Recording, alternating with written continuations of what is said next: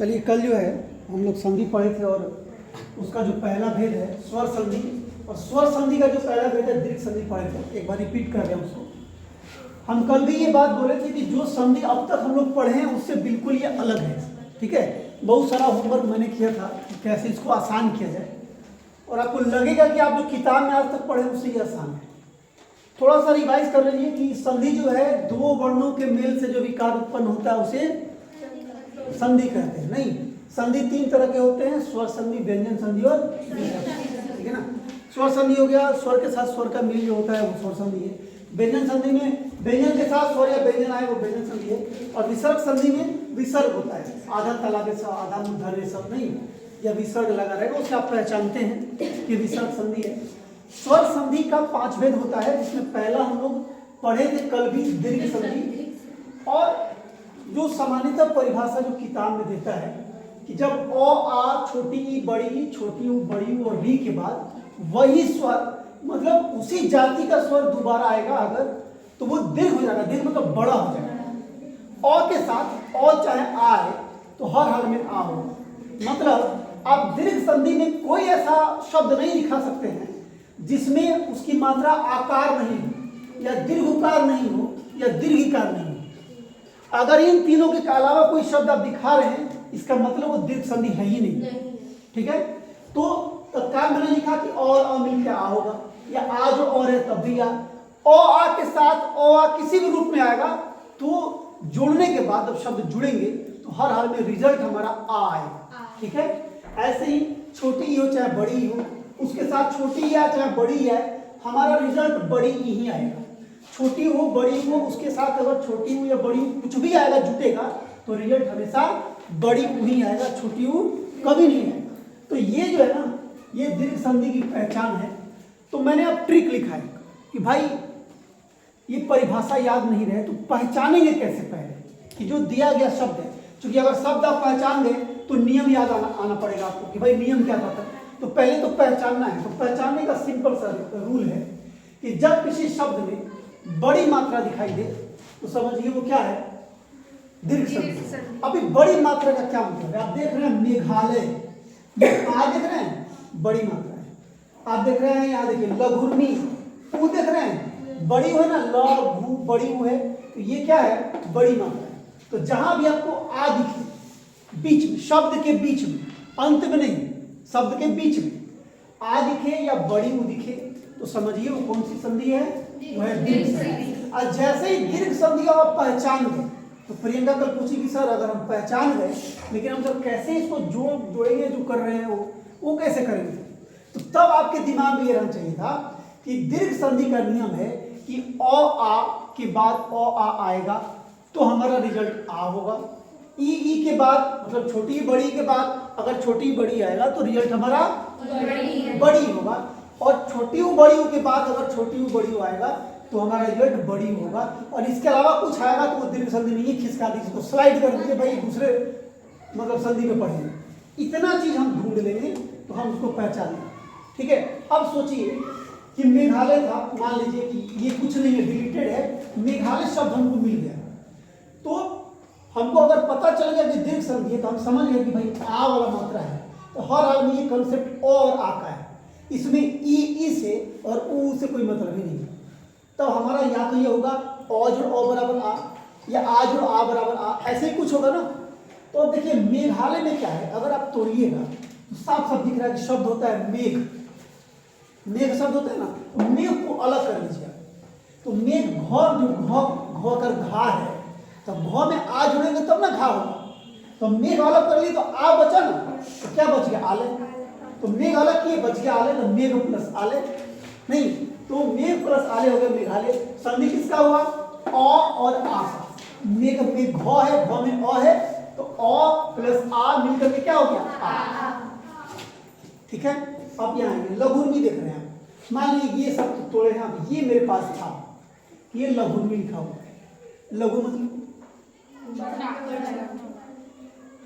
कोई बड़ा भी बोल रहा है, लघु मतलब छोटा। लघुर्मी है तो देखिए यहाँ पे दीर्घ उकार है। लघु जो शब्द है ना उसमें हर्षुकार होता है, लघु में हर्षुकार होता है। लेकिन दीर्घ संधि जब हो जाएगा तो हर्षुकार हो ही नहीं सकता है, क्योंकि मैंने कहा कि बड़ी मात्रा वाले शब्द दीर्घ संधि है, उसमें तो हर्षुकार होगा ही नहीं। तो भाई जोड़ने के बाद ही दीर्घकार हुआ है, इसका मतलब इसमें हर्षुकार रहा हो। अगर आपको ये पता नहीं है कि लघु शब्द में हर्षुकार होता है, मतलब छोटी ऊ की मात्रा होती है, तब आप गलती कर देंगे। मतलब आपको हिंदी के शब्दों की जानकारी, जो रूट वर्ड जिसको हम कहते हैं अंग्रेजी में, वो जानना जरूरी है।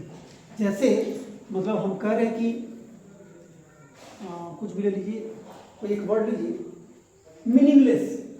मीनिंगलेस एक शब्द है, तो रूट वर्ड हो गया मीनिंग। मीनिंग में आप लेस जोड़ दिए, मीनिंग में फुल जोड़ दिए, तो मीनिंगफुल बन गया। तो जो मूल शब्द है हमारा लघु, लघु में उर्वी जोड़े तो लघुर्वी बना है, और लघु में क्या होता है? हर्षुकार। तो देखिए आप लघु में देखिए हर्षुकार है, लघु उर्मी भी छोटी ऊ से होती है, तो हम लोग छोटी ऊ और छोटी ऊ मिलकर के बड़ी ऊ हो गई। ठीक है, ऑप्शन तो दिया रहेगा, ऑप्शन दिया रहेगा।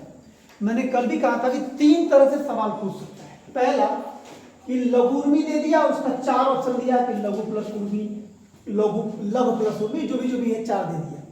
तो आपको ये ढूंढना है, पहचानना है कि भाई दोनों छोटी ऊ मिलकर के बड़ी ऊ हो। तो लघु में भी छोटी ऊ और उर्मी में भी छोटी ऊ, दोनों मिलकर लघु उर्मी बन गया। ठीक है, अब संधि हुई ऊ और ऊ की, तो बड़ी ऊ बनी। नहीं, आपसे ये भी पूछ सकता है कि ये संधि कौन सा है? संधि है दीर्घ।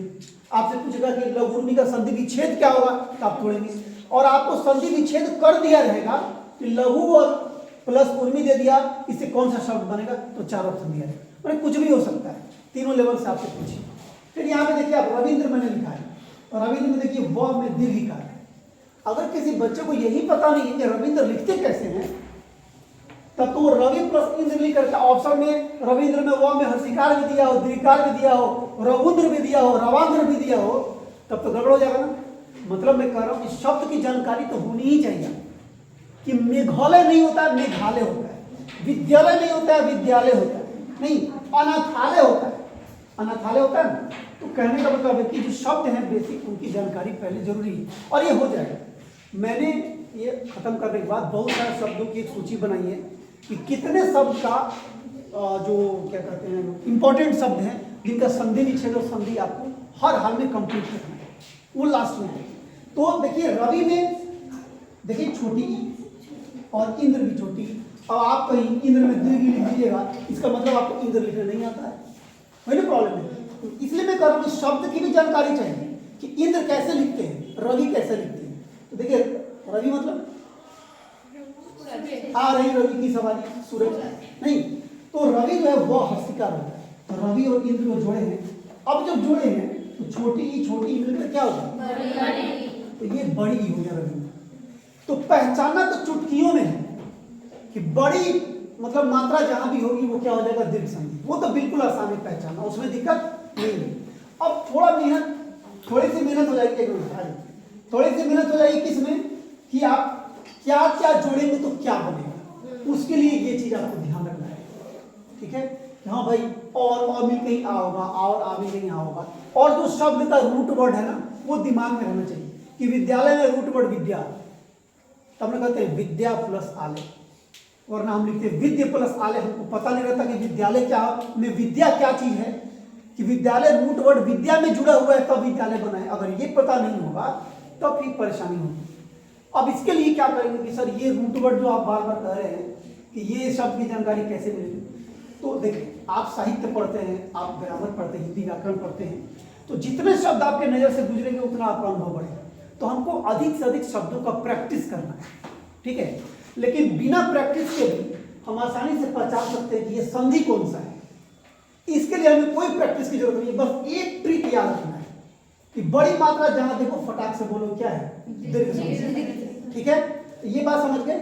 इसके बाद आते हैं दूसरे नंबर पे, इसको नोट कर लीजिए जिनको करना है। चलिए, तो अब जो है स्वर संधि का दूसरा भेद है, हाँ, वृद्धि संधि। क्या है? वृद्धि संधि। वृद्धि का मतलब है क्या? बढ़ जाना। मतलब दीर्घ का है कि बड़ा हो जाना, एक छोटा चीज बड़ा होगा। अब बढ़ना मतलब वो था पहले से नहीं, अब बढ़ गया।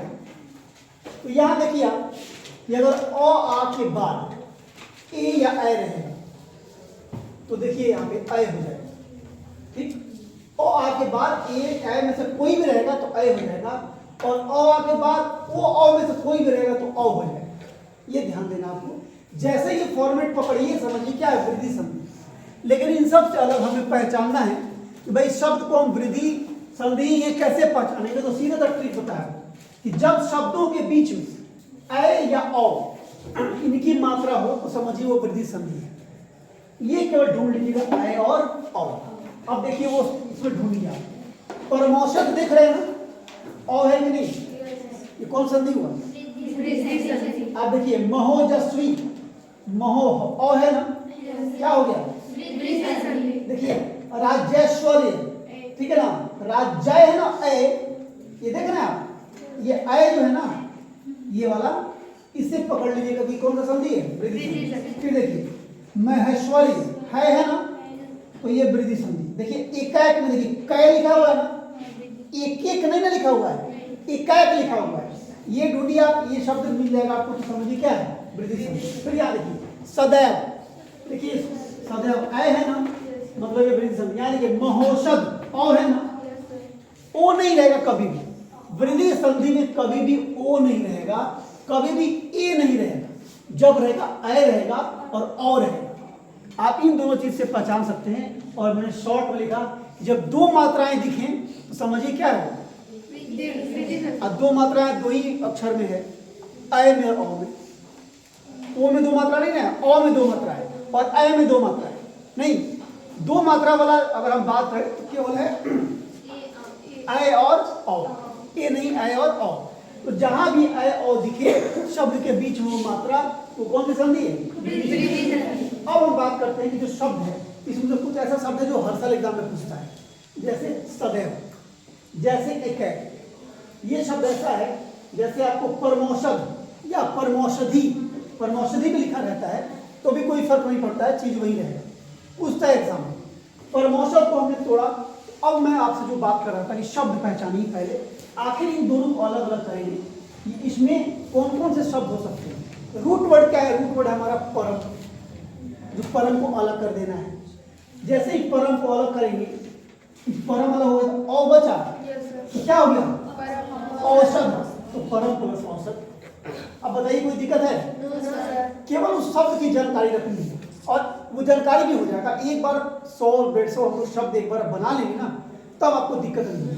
ये देखिए आप महोजस्वी, ठीक है, आप देख रहे हैं ये ओ है, शब्द होता है महा, शब्द क्या होता है? महा। महा कोई शब्द नहीं है, होगा भी तो उसकी यहाँ जरूरत नहीं है, तो शब्द है महा। तो जैसे ही महा छाटेंगे, क्योंकि हमारा नियम है आ और आ के बाद ओ आ सकता है, जरूरी नहीं कि ओ के बाद ही आएगा, आ के बाद भी आ सकता है। हमने छाटा महा, महा के बाद बस क्या गया? ओजस्वी, ओ नहीं।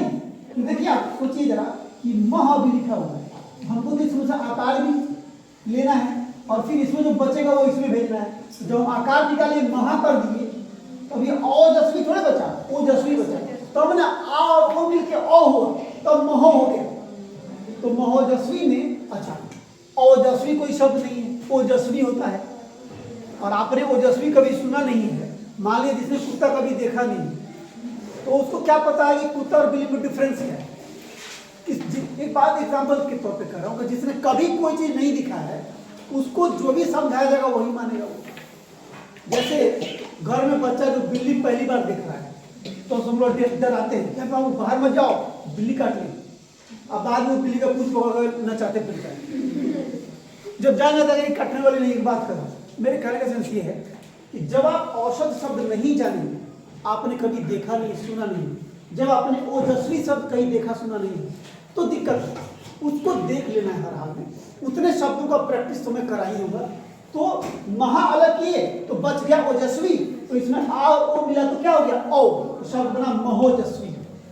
ऐसे ही देखिए राजैश्वर्य है ना, तो राजा का ऐश्वर्य सेंस ये है, राजा का ऐश्वर्य। आप देखिए ये राजा हम अलग किए तो बच गया ऐश्वर्य। आप ये भी कर सकते हैं कि सर हम ऐश्वर्य भी तो लिख सकते हैं, ऐ नहीं लिखते, ऐश्वर्य कोई शब्द नहीं, ऐश्वर्य होता है, इससे मैं ऐश्वर्य होता है। तो आपको इसकी भी जानकारी रखनी है कि वो शब्द होता कि नहीं। अब राजा होता है और आपने कभी जाना नहीं, पढ़ा नहीं, तो आप लिखते हैं रजा,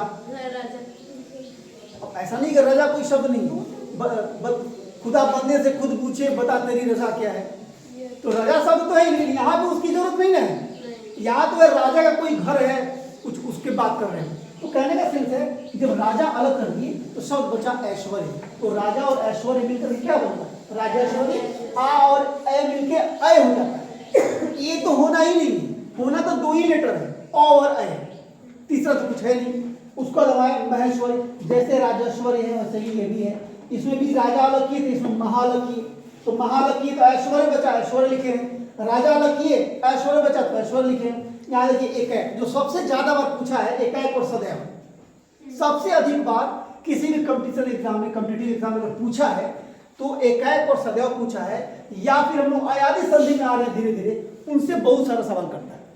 तो एकाएक में क्या है, एक और एक मिला हुआ है, इसमें क में अ है और ए है, और ए मिलके अय हो जाता है। हमने यहाँ लिखा है और ए मिलके अय हो जाता है।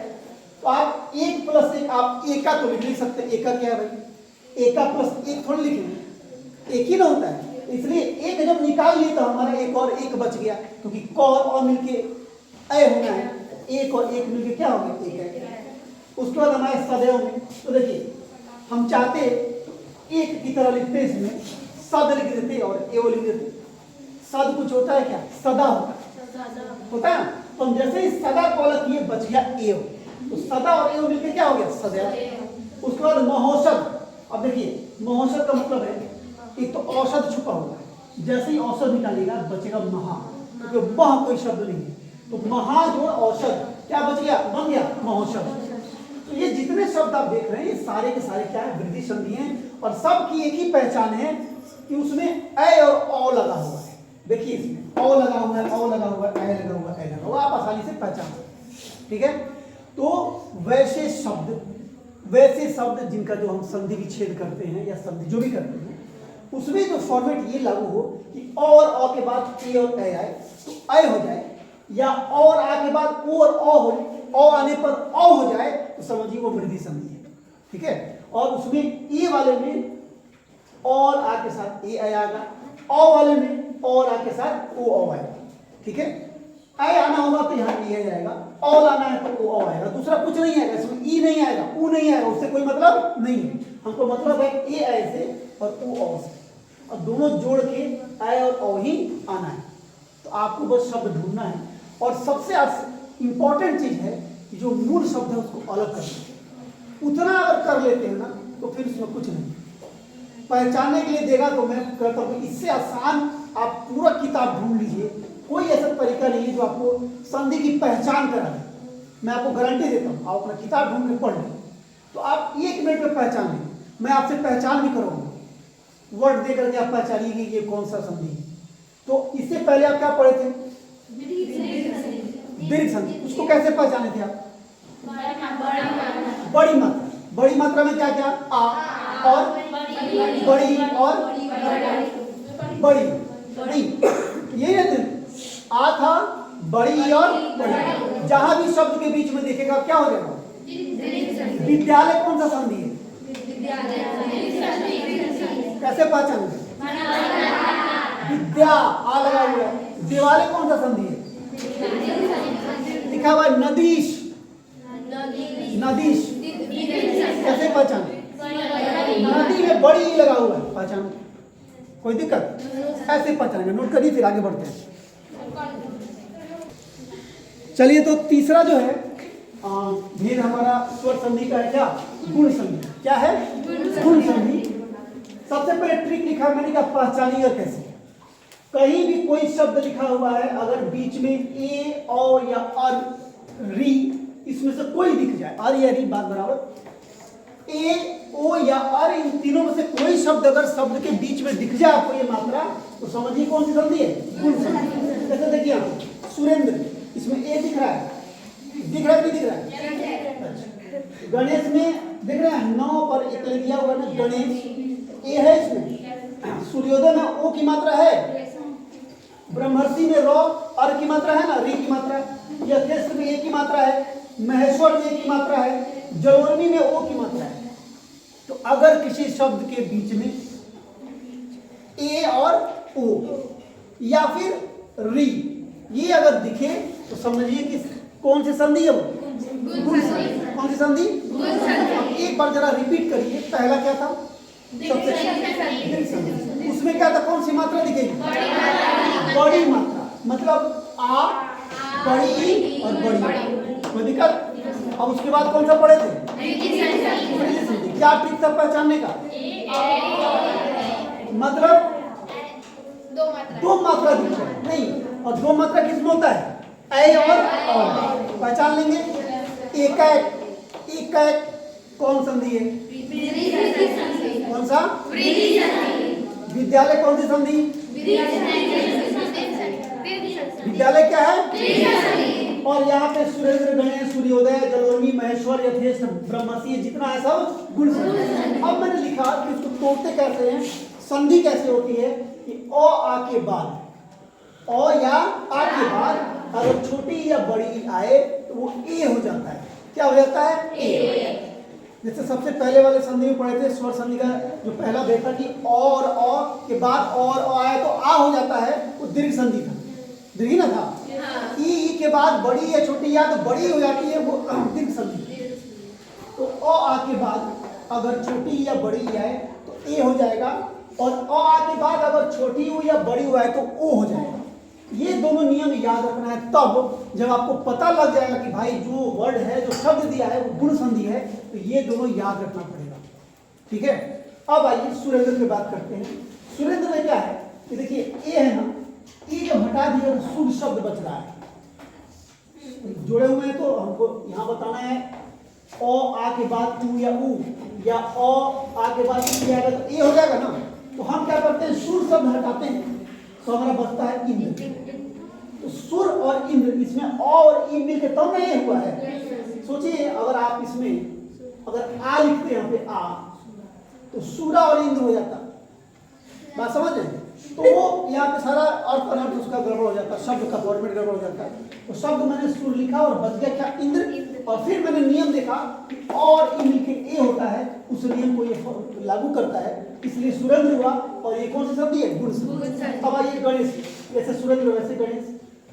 गणेश में गण शब्द निकालिए तो क्या बचा? ईश्वर। अब देखिए, अब आप कहिए सर यहाँ पे आप छोटी ई दे रहे हैं इंद्र, और यहाँ पे आप बड़ी ई दे रहे हैं, तो इसलिए दे रहे हैं ईश मतलब ईश्वर, और वो ईश्वर जो है वो जब हम लिखते हैं तो बड़ी ई से लिखते हैं, ईश कभी भी छोटी से नहीं होता है।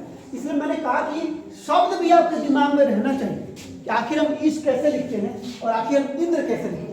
अब जिस बच्चे ने कभी इंद्र लिखा नहीं, जिसने कभी वो इंद्र पढ़ा नहीं, तो यहाँ बड़ी ई दे देगा, और कहीं ऑप्शन में बड़ी ई दिया हो तो आँख कूद के उस रख देगा, पहले आगे पढ़ेगा भी नहीं, उसको दिख जाएगा अरे भाई इंद्र दिख रही है, दिखना क्या, बड़ी हो चाहे छोटी हो रख देगा।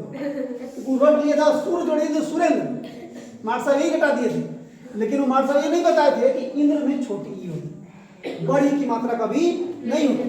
तो पहले हमको इंद्र कैसे लिखेंगे ये भी तो सिखाना है ना। तो आप इस बात को समझिए। ऐसे ईश है तो बड़ी ई है। सूर्योदय में क्या था? सूर्य मैंने अलग कर लिया। तो आप कहिए कि सर जब सूर्य अलग कर दी तो उदय तो बच गया, उदय कहाँ से बचा? तो नियम क्या है कि अ के बाद ऊ आएगा, वो तो आ ही नहीं सकता है, वो तो जोड़ने के बाद आ रहा है, इसलिए हमने सूर्य अलग किया, वो बच गया उदय। उदय या तो ऐसे उदय होता नहीं तो ऐसे उदय होता। तो क्योंकि उदय छोटी उसे होता है, बड़ी उसे होता ही नहीं, तो हमने उदय लिखा छोटी उसे। अब देखिए और मिल क्या हो गया? ओ शब्द बना सूर्योदय। ठीक है। ऐसे ही ब्रह्मर्षि है, तो ब्रह्मर्षि में ब्रह्म शब्द है, ब्रह्म को मैंने अलग किया तो क्या बचा? ऋषि। ब्रह्म और ऋषि और री मिलकर और हो जाता है या री हो जाता है, शब्द आया ब्रह्मर्षि। उसके बाद यथेष्ट। यथेष्ट में क्या है? यथा शब्द है, और जिसने कभी यथा शब्द सुना ही नहीं, लेकिन वो पीछे वो गाना गा रही हो, क्या कर रही हो, और शांत हो, देखिए ध्यान दीजिए। तो यथेष्ट जो शब्द है वो यथा शब्द हमने अलग किया तो बचता है हमारा इस। अब आप कहेंगे सर यथा अलग कर दे तो एकले है तो ए ना बचा, तो मैं कहूँगा भाई ए तो कहीं है नहीं, या तो ऊ है नहीं तो ई है। तो नियम क्या है, जब हमको ए लाना है तो हर हाल में ई और ई लेना है, हम ऊ तो ले नहीं सकते क्योंकि नियम है अ और ई मिलके ए होगा, ये ना नियम है। तो इसलिए यथा के बाद इष्ट होगा, नहीं तो हम एस्ट लिख देते, लेकिन नियम है कि अ के बाद ई आएगा तभी ए होगा। तो यथा और इष्ट मिलकर यथेष्ट हुआ। अब एक बात ये यहाँ पे होता है कि सर इष्ट में कोई बड़ी ई लिख देता है, तो बड़ी ये तो गलत है, क्योंकि इष्ट हमेशा छोटी ई से होता है। तो इसलिए यथा और इष्ट मिल करके यथेष्ट हुआ। और कैसे लिखेंगे वो शब्द भी आपको ध्यान में रखना है। उसके बाद महेश्वर, महेश्वर में क्या है, शब्द है महा, महा को छाटी तो बचता है ईश्वर, क्योंकि ए का कोई मतलब नहीं, ये तो जुड़ने के बाद बन रहा है। ये जितना ए बन रहा है या जितना ओ बन रहा है ये ऐड होने के बाद बन रहा है। इसमें वो कहीं नहीं आ रहा। देखिए ए था इसमें कहीं ए नहीं है, ओ था इसमें कहीं ओ नहीं है। जब जुड़ रहा है तो नियम के आधार पर ये ओ हो जा रहा है। तो यहाँ पे महेश्वर है, महा अलग किए तो बचा ईश्वर। तो महा में आ और ई मिल करके ए हो गया तो महेश्वर हो गया।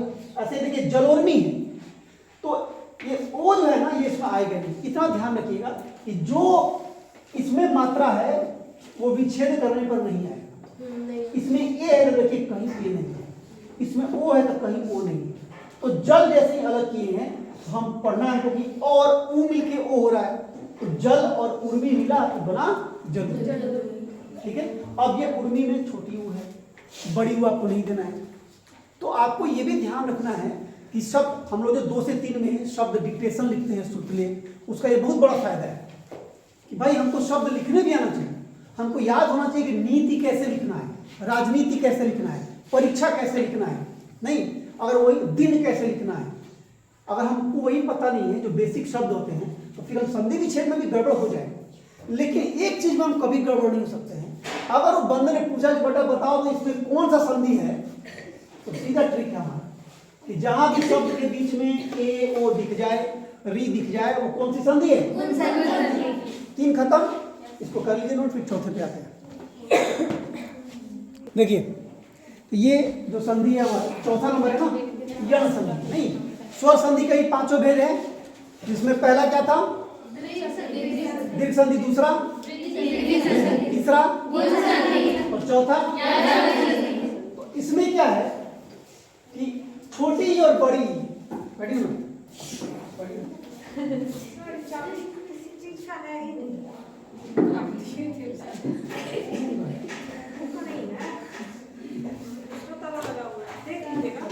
और बड़े वाले गेट का भी चाबी होगा ना जी, हाँ हाँ हाँ। तो छोटी बड़ी और छोटी वो बड़ी और री के बाद कोई अगर विजातीय स्वर आता है, विजातीय मतलब इसके इकर कोई भी, ई के बाद ई नहीं आए, कुछ दूसरा शब्द आए, ई के बाद अ आ जाए, आ जाए, इस तरह से। हाँ, इससे अलग कोई दूसरा स्वर अगर आ जाता है तो छोटी रहे या बड़ी वो य में बदल जाएगा, छोटी ऊ रहे या बड़ी ऊ व में बदल जाएगा और री बदलेगा र में। ठीक है, और ये बदलेगा कैसे नीचे देखेंगे। लेकिन उससे पहले कि आप पहचानेंगे कैसे कि दिया गया शब्द यण संधि है, तो साधारण सा तरीका है कि य व और र से पहले अगर शब्द के बीच में कोई आधा शब्द आए, आधा अधूरा, तो समझिए वो यण संधि है। जैसे देखिए अत्यावश्यक, देख रहे हैं यह है, उससे पहले आधा तो आया है, अत्यावश्यक ये हो गया यण संधि। यहाँ देखिए प्रत्येक, यह से पहले आधा तो आया है, देखिए स्वागत वो से पहले आधा तो आया है। ऐसे ही देखिए यद्यपि, ये यद्यपि में अ है, ठीक है ना, तो ये भी है। उसके बाद देखिए नद्यार्पण आधा तो है, यहाँ दो में हलन दिए हुए। फिर अति उत्तम में आधा तो आया है य के पहले। तो अगर य व और र से ठीक पहले कोई आधा शब्द, आधा वर्ण अक्षर आता है तो समझिए वो क्या है, यण संधि। जो संधि विच्छेद की बात करेंगे अत्यावश्यक में, आप क्या करिए, आवश्यक को छांट दीजिए अगर, तो अति बचता है। अति और आवश्यक जुड़ेगा तो अत्यावश्यक बनेगा। तो देखिए ई है ना, ई के बाद क्या आया, आ है। देखिए ई के बाद अगर कोई दूसरा वर्ण आता है विजातीय तो क्या हो जाता है, य।